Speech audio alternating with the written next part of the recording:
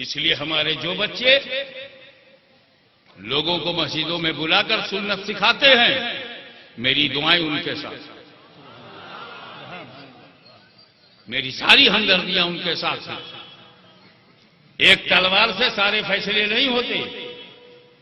जब हमला तलवार से होगा तभी तलवार काम आएगी, लेकिन जब हमला कलम से हो तो तलवार रख के कलम उठाना होगा।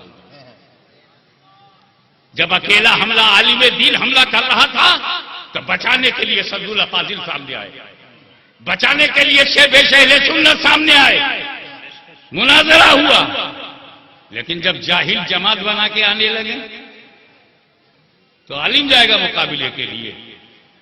तो फिर यही हमारे मुबल्लिगीन नकली मुबल्लिगीनों का चेहरा दिखाएंगे और अहले सुन्नत व जमात की सुन्नत को और सुन्नियत को बचाएंगे। मस्जिदें आबाद करेंगे सजदों से। अगर अहले सुन्नत और जमात की बड़ी तादाद मस्जिद में जाने लगे तो इमामत का मुसल्ला भी पाक किया जा सकता है। इसलिए अब अगर मुखालफत होती है तो तुम काय को घबराते हो? मुखालफत तो हर माल की होती है। हमें नहीं मिला। सबसे आसान काम है दुनिया में। और मैं तो खानका में पैदा हुआ, खानका में रहा। फिक्रे रजा का सरमाया मेरे साथ मिला रहा और उसी को लेकर मैं दुनिया में चलता रहा। मैंने सुन्नियत के किले में, तवज्जो से सुनिएगा, सुन्नियत के किले में बहुत बड़ा गेट बना रखा है। हाशमी ने सुन्नियत के किले में बहुत बड़ा गेट बना रखा है। आओ तौबा करके अंदर। दरवाजा हमने तौबा का खुला रखा है, आओ। हमारे बाप दादा यही करते रहे, दरवाजा खुला रखते थे, अंदर आओ। तो गरीब नवाज ने दरवाजा खोला, 90 लाख अंदर आ गए। मखदूम सेमलानी ने दरवाजा खोला, 10 लाख अंदर आ गए। ये पता नहीं कहां के लोग हैं जो सुन्नियों को निकाल रहे हैं। अबे बदअकीदों को सुन्नी बना नहीं पाते हो, सुन्नियों को बदअकीदा बनाते घूमते हो। अगर अंदर आने के लिए कोई दरवाजा नहीं रखा, क्यों नहीं रखा? अब भगाने के लिए बहुत बड़ा गेट बना लिया। फलाना शेखुल हदीस सुन्नियों का है, नहीं सुन्नी नहीं है।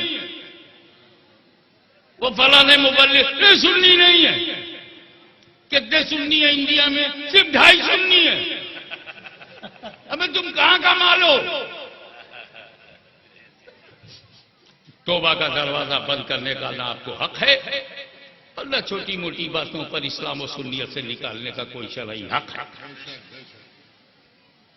सुनी सुनाई बातों को मानना कुरान ने मना किया और आप सुनी सुनाई बातों पर फैसला करके कुरान से तो आपने इन्हेराफ किया। कुरान कहता है जब कोई बात सुनो तो तहकीक करो। तुमने तहकीक क्यों नहीं किया? जब कुरान पे तेरा अमल नहीं है तो तुझे क्यों ना बाहर कर दिया जाए?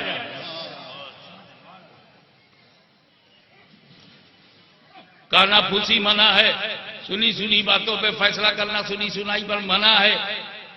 जन्नो गुमान और अंदाजे पर बात करना मना है।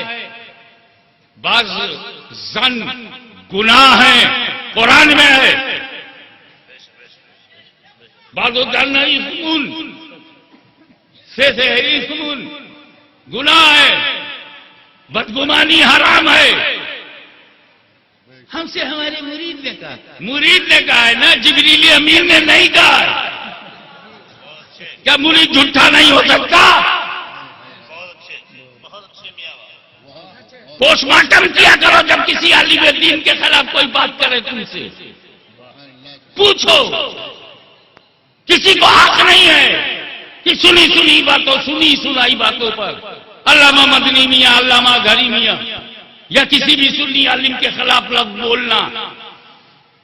तुम कौन होते हो मौलाना इलियास कादरी के खिलाफ बोलने वाले? क्या सबूत है तुम्हारे पास? कौन सा अमल उनका है जिसने दीन और सुन्नियत से उन्हें निकाला हो? अगर अल्लाह उसके रसूल ने नहीं निकाला तो तुम कौन हो? होते हो निकालने वाले? सबूत दो। मुझे जो कहना था तुमने कहा, मैंने कभी सफाई नहीं दी, क्योंकि मैं समझ रहा था ये आखिरत का सरमाया है। लेकिन अगर किसी और आलिम दीन को कहोगे, चाहे वो मौलाना ज़हीरुद्दीन खान साहब हो, चाहे मौलाना इलियास कादरी हो, हम आपसे सबूत मांगेंगे।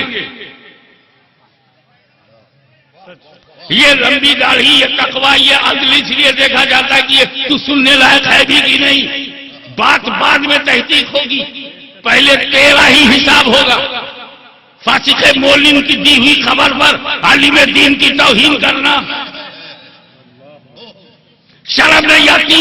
खुदा के सामने जब मस्जिद में खड़े होते हो तो कहते हो पीछे इस इमाम के, मुंह मेरा तरोकाबा शरीफ के पीछे बड़े बड़े सेठ हो, बड़े बड़े तुम मतवल्ली हो, ट्रस्टी हो, मगर जमात में बोलते क्या हो? पीछे इस इमाम के। शर्म नहीं आती? फजर में, जोहर में, असर में, मगरिब में, इशा में पीछे इस इमाम के, और जैसे नमाज खत्म हो जाती अपने पीछे पीछे इमाम को ले जाते हो।